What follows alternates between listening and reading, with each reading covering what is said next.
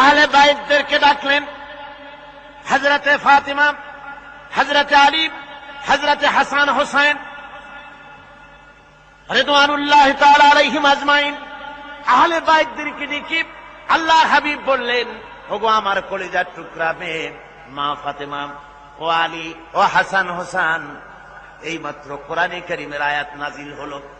আল্লাহ রাব্বুল আলামিন আমাকে বলতে বলেছেন, আমি জানি না, আমি নবী জানি না কিয়ামতের দিন আল্লাহ আমার সাথে কি ব্যবহার করবেন, আর আমি এও জানি না যে আল্লাহ রাব্বুল আলামিন তোমাদের সাথে কি ব্যবহার করবেন। সুতরাং ও ফাতেমা, মুহাম্মদ সাল্লাল্লাহু আলাইহি ওয়াসাল্লামের মেয়ে হিসেবে নাজাতের কোনো ফয়সালা তোমার হবে না। ও হাসান হোসেন, মুহাম্মদ সাল্লাল্লাহু আলাইহি ওয়াসাল্লামের নাতি হিসেবে তোমাদের ফয়সালা হবে না। কিয়ামতের দিন তোমাদের ফয়সালা হবে যার যার আমলের উপরে। আমলকে ভালো করে গঠন করো, এই আমল তোমাকে কিয়ামতের দিন তোমাকে বাঁচাবে। আমল তৈরি করো ভালো করে, আমার দোহাই দিয়ে নাজাত পাবে না, আমল তৈরি করতে হবে। কথা বুঝতে পেরেছেন? কথা বুঝে আসছে?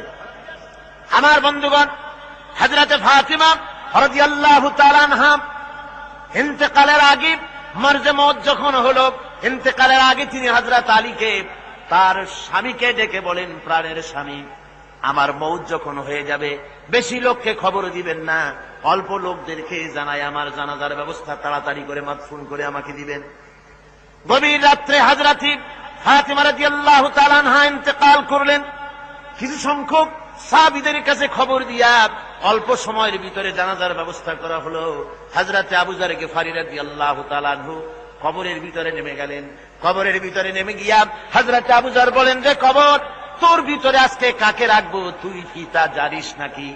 কোনো জবাব আসে না। হযরতে আবু যর বলেন, কবর রে, তোর ভিতরে আজকে যাকে রাখবো তিনি হতেছেন হযরত ইমাম হাসান হোসেনের মা, বেহেশতের সমস্ত জওয়ানদের সরদার হবেন যারা, সেই দুইজনের মা তোর ভিতরে রাখবো, খবরদার বেয়াদবি করবি না। কোন জবাব না পেয়ে হযরত আবু যর বলেন, ওগো কবরের মাটি, তোর ভিতরে কাকে রাখবো কি জানিস? আসাদুল্লাহিল গালিব, দুনিয়ার সমস্ত কাফেরদের বিরুদ্ধে আল্লাহ রাব্বুল আলামিন যাকে বাঘ বানিয়ে পাঠালেন, সেই হযরতে আলী, তার স্ত্রী রেখে যাব, খবরদার বেয়াদবি করবি না। কোন জবাব আসে না। হযরতে আবু যর বলেন, কবরের মাটি, তোর ভিতরে যাকে রাখবো তিনি হলেন খাতুনে জান্নাত, বেহেশতের সমস্ত মহিলাদের সরদারিনী হবেন যে ফাতেমা, তারে রেখে যাব, তোর ভিতরে খবরদার কোনো বেয়াদবি করবি না। আবার হযরতে আবু যর বলেন, কবরের মাটি, তোর ভিতরে কারে রাখবো কি জানিস? তোর ভিতরে আজকে যাকে রেখে যেতেছি তিনি হলেন আখেরি জামানার পয়গম্বর, বিশ্বনবী জনাবে মুহাম্মদুর রাসূলুল্লাহ সাল্লাল্লাহু আলাইহি ওয়াসাল্লামের কলিজার টুকরা মা ফাতেমাকে তোর ভিতরে রাখবো, খবরদার কবরের মাটি বেয়াদবি করবি না।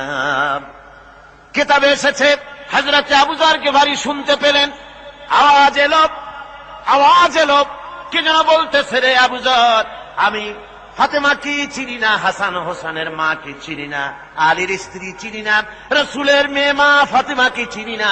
আমল যদি ভালো হয় আমার ভিতরে, আমল ভালো নিয়ে যে আসবে শান্তিতে থাকবে, আর আমল যদি খারাপ হয় আমার ভিতরে, তার অবস্থা চূড়ান্ত হয়ে যাবে।